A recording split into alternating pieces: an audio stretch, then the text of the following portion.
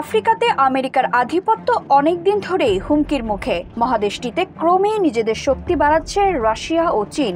এবার নাইজারের একটি বিমান ঘাঁটিতে প্রবেশ করেছে রুশ সেনারা। সেখানে অনেক আগে থেকেই অবস্থান করছিল আমেরিকার একটি সেনাবহর, এমনটাই তথ্য নিশ্চিত করেছে ব্রিটিশ বার্তা সংস্থা বিবিসি। মার্কিন কর্মকর্তারা জানিয়েছেন, নাইজারের একটি বিমান ঘাঁটিতে রুশ সেনা মোতায়েন করা হয়েছে, যেখানে আমেরিকান সৈন্যরা অবস্থান করছে। নাইজারের সামরিক শাসকরা দেশে ইসলামী বিদ্রোহীদের প্রতিরোধে নিয়োজিত সেনা প্রত্যাহারের জন্য যুক্তরাষ্ট্রকে নির্দেশ দেওয়ার পরে এই পদক্ষেপ নেওয়া হয়েছে।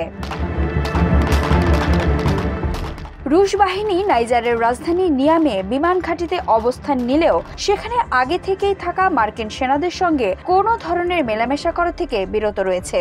মার্কিন প্রতিরক্ষা মন্ত্রী লয়েড অস্টিন বলেছেন, রাশিয়া মার্কিন বাহিনীর জন্য কোনো ঝুঁকি তৈরি করেনি। হাওয়াইয়ের হনুলুলুতে সাংবাদিকদের কাছে অস্টিন বলেন, রাশিয়ানরা একটি আলাদা কম্পাউন্ডে রয়েছে এবং মার্কিন বাহিনীর কাছে তাদের প্রবেশ নিষিদ্ধ, এবং একইভাবে রুশ শিবিরেও মার্কিন সেনাদের প্রবেশ নিষিদ্ধ। তিনি আরও জানান, মার্কিন সেনাদের সমর ভাণ্ডারেও রুশ সেনাদের প্রবেশ করতে দেওয়া হচ্ছে না।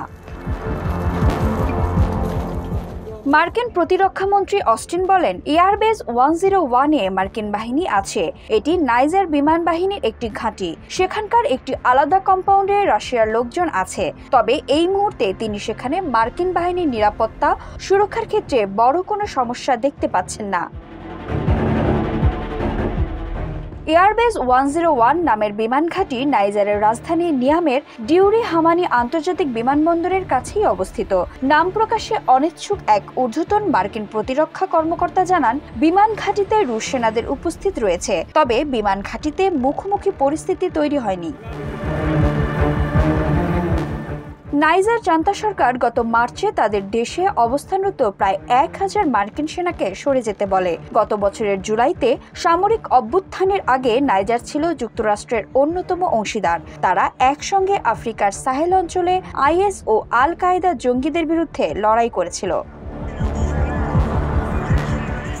রাশিয়ার এই পদক্ষেপ নাইজারের মার্কিন সামরিক স্থাপনাগুলোর ভবিষ্যৎ নিয়েও প্রশ্ন করেছে। এক মার্কিন কর্মকর্তা বলেন, পরিস্থিতি ভালো নয়, তবে স্বল্প মেয়াদে তা ব্যবস্থাপনাযোগ্য।